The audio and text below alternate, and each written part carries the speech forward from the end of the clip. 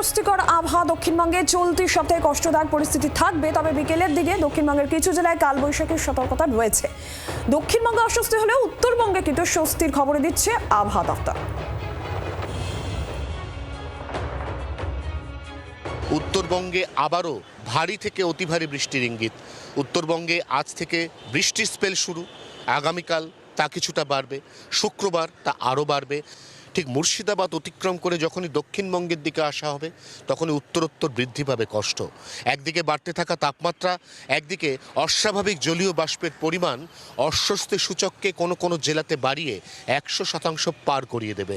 কলকাতা শহরের তাপমাত্রা 37, দক্ষিণবঙ্গের পশ্চিমাঞ্চলের জেলার তাপমাত্রা 40 ডিগ্রি অতিক্রম করতে পারে, এমনই আশঙ্কার পূর্বাভাস আলিপুর আবহাওয়া দপ্তরের। 24 ঘন্টার জন্য ক্যামেরায় দীপের সঙ্গে অয়ন, কলকাতা। বাংলার আওয়াজ, বাঙালির আবেগ।